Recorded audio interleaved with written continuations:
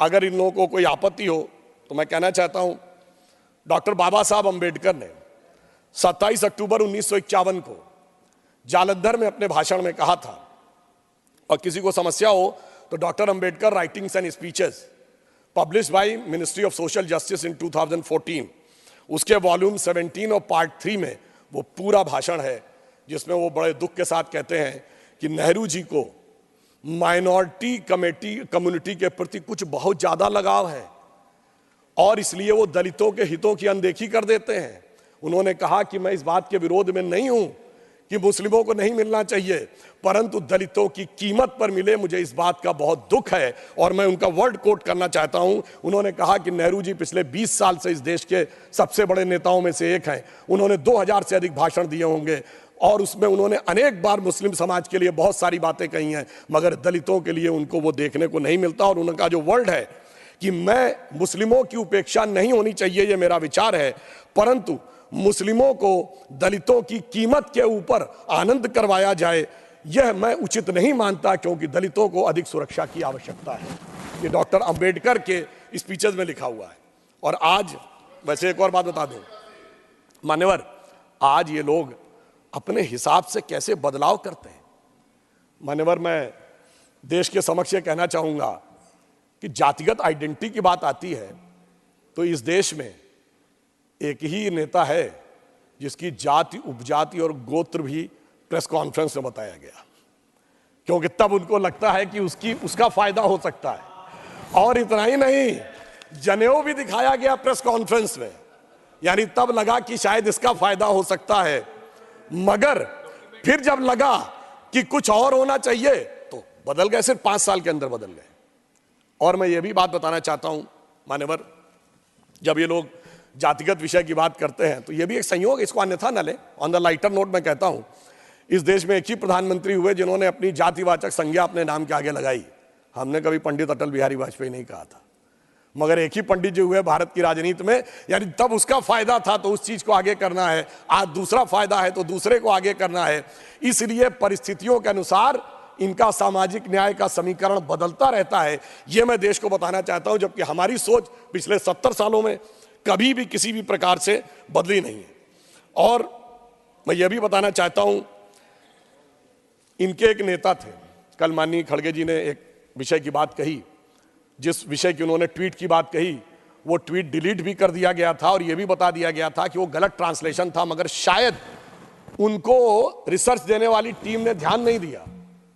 वो जिस सीएम के बारे में बता रहे थे वो जानते हैं किसका ट्वीट लिख रहे थे, वो उसी के पहले सीएम गोपीनाथ बारदोलोई जी के द्वारा ट्रांसलेटेड का वो लिख रहे थे और उसका ट्रांसलेशन गलत हो गया था। तो मुझे समझ में नहीं आ रहा भाई, वो आप इस सीएम की बात कर रहे थे या उस सीएम की बात कर रहे थे।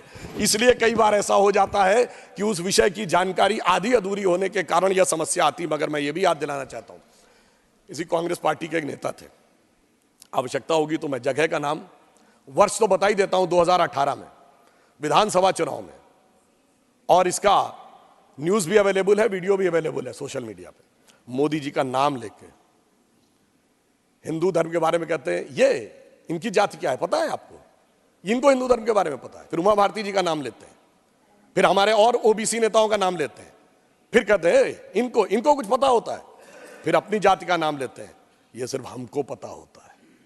मान्यवर, इस ढंग की बात मैं दावे के साथ कहता हूं, अगर किसी भाजपा के नेता ने बोल दिया होता तो जैसे वो एक गाना था ना, आरा हिले छपरा हिले, ये दिल्ली मुंबई नहीं लंदन न्यूयॉर्क हिल गया होता, दुनिया के समुद्रों में सुनामी आ गई होती, पर आपने उनको विधानसभा का अध्यक्ष बना दिया।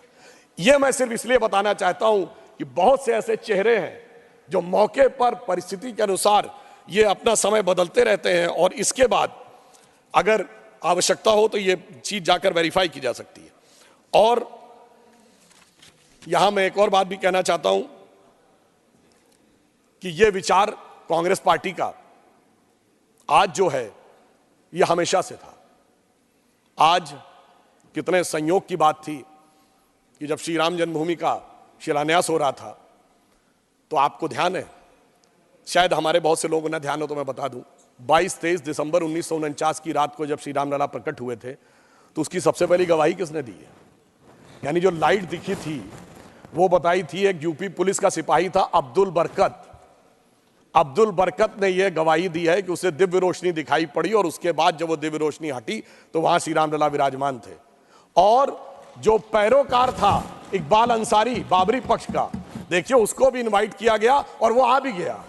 अब्दुल बरकत को रोशनी दिख गई मगर इनको रोशनी अभी तक नहीं दिखी। इकबाल अंसारी जो था वो आ गया रामलला की प्राण प्रतिष्ठा में, उसका तो इकबाल बुलंद हो गया, इनका इकबाल नहीं बुलंद हो पाया, जमींदोज रह गया। ये मुझे समझ में नहीं आता है कि ये किस आधार के ऊपर ये निर्णय लेते हैं। वैसे इसमें भी इनको कोई नई बात नहीं है मान्यवर, ये इनकी समस्या पुरानी है।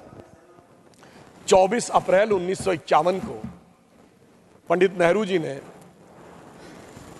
जाम साहब दिग्विजय सिंह, जो सौराष्ट्र के राज्य प्रमुख थे, like chief minister of today, उनको लेटर लिखा था सोमनाथ मंदिर के उद्घाटन पे कि मैं बहुत स्पष्ट करना चाहता हूं कि मैं इससे सहमत नहीं हूं। मुझे इस बात का बहुत कष्ट है कि हमारे कुछ मंत्रिमंडल के सहयोगी जा रहे हैं और उन्होंने कहा कि I am troubled by this revivalism, ये वर्ड है, यानी मैं इस पुनरुत्थान से बहुत दुखी और समस्या में हूं।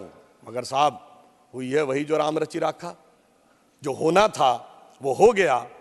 और मगर यह दर्शाता है कि जो आज की यह प्रवृत्ति है, यह प्रवृत्ति गांधी जी की नहीं थी।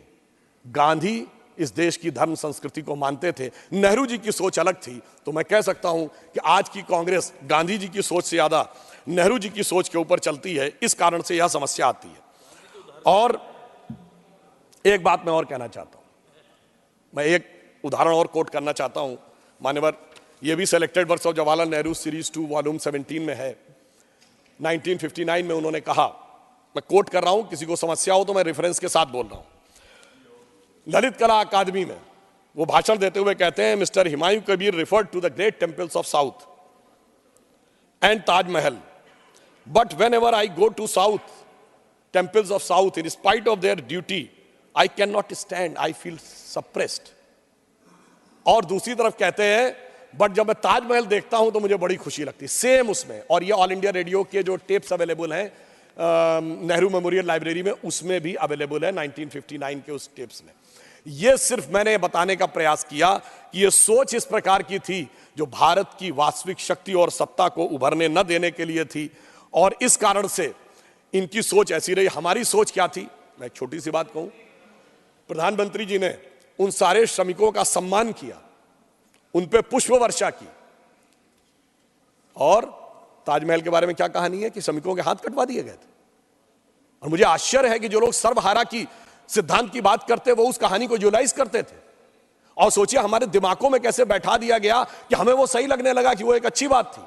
यानी एक प्रधानमंत्री जो एक मंदिर निर्माण में जुड़े हुए श्रमिकों का सम्मान कर रहा, उस पर पुष्प बरसा रहा है, वह तो गलत था, और हाथ कटवाना सही था। मुझे लगता है वो महिमा मंडन करने लायक था, उसे देखने में आनंद की अनुभूति होती थी।